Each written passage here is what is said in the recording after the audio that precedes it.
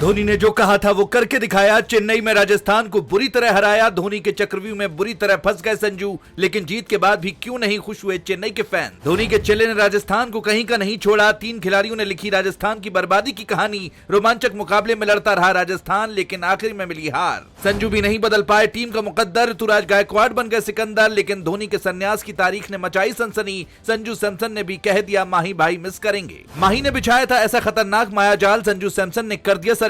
ना ही चला Jos Buttler का बल्ला, ना ही यशस्वी जायसवाल कर सके कमाल। संजू सैमसन भी हो गए बुरी तरह फेल। रियान पराग के बल्ले में भी लग गई जंग। ऐसे ही नहीं कहा जाता कि धोनी के प्लान का कोई तोड़ नहीं होता। पिछले मुकाबले में ऋतुराज गायकवाड़ की बेवकूफी की वजह से गुजरात जैसी टीम ने चेन्नई को हरा दिया था। यही वजह रही कि इस बार धोनी ने खुद चक्रव्यूह तैयार किया, जिसमें बुरी तरह संजू सैमसन फंस गए। संजू को यकीन नहीं हो रहा था कि वो कैसे चक्रव्यूह में फंस गए। संजू ने लाख कोशिश की, लेकिन उनकी सारी कोशिश बेकार गई। लगातार संघर्ष करने के बाद उन्होंने अपना विकेट बहुत आसानी से गंवा दिया, जिसके बाद धोनी ने मुस्कुराकर उन्हें टाटा बाय बाय कहा। राजस्थान रॉयल्स को उम्मीद थी कि मुकाबले में जीत दर्ज करने के साथ वो आईपीएल के प्लेऑफ में क्वालिफाई कर जाएगी, लेकिन संजू सैमसन का सपना धोनी ने तोड़ दिया। अगर यहाँ पर चेन्नई सुपर किंग्स को हार मिलती तो चेन्नई की मुश्किल बढ़ती और प्लेऑफ से बाहर होने का खतरा उस पर मंडराता।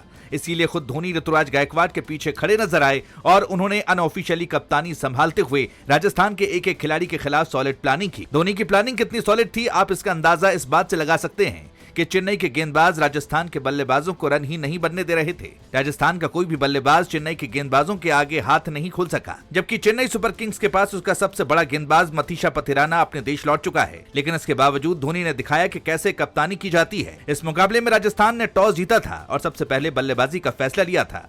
संजू सैमसन को लगा था कि 200 रन के आसपास बनाकर चेन्नई को ललकारा जाएगा, लेकिन किसने सोचा था कि इस गर्मी वाले मुकाबले में चेन्नई सुपर किंग्स के गेंदबाज तहलका मचाएंगे और राजस्थान के हर एक बल्लेबाज को घुटने पर ले आएंगे। बता दें कि ओपनिंग करते हुए जोस बटलर और जायसवाल कुछ नहीं कर सके और टुक टुक कर खेलते रहे। ऐसा लग रहा था मानो वो टेस्ट मैच की प्रैक्टिस कर रहे हों। दोनों ने शुरुआत में ही टीम पर दबाव बना दिया, जिसका असर बाकी के बल्लेबाजों पर पड़ा।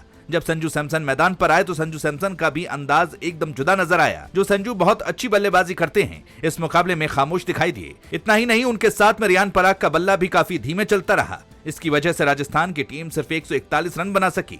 इतने कम रन का पीछा करने के लिए जब चेन्नई की टीम मैदान पर उतरी तो चेन्नई की तरफ से शुरुआत अच्छी दी गई और ओपनिंग साझेदारी की वजह से चेन्नई को मजबूती मिली। हालांकि मिडिल ऑर्डर में कमबैक करते हुए राजस्थान ने चेन्नई की सांसें अटका दी थीं, लेकिन 20-30 रन कम होने की वजह से चेन्नई ने इस मुकाबले को 5 विकेट अपने नाम कर लिया। इस जीत के साथ ही चेन्नई के प्लेऑफ्स में पहुंचने की उम्मीद अब और ज्यादा बढ़ गई, जबकि राजस्थान को अभी भी अपनी जीत का इंतजार है। मगर आपको बता दें कि इसी बीच धोनी के संन्यास की खबर चर्चा का विषय बनी हुई है।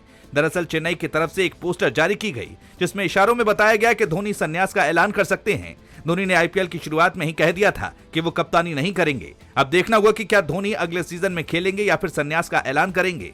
दोस्तों, आपका क्या मानना है? क्या धोनी को खेलना चाहिए या संन्यास का ऐलान करना चाहिए? आप अपनी राय हमें बताएं।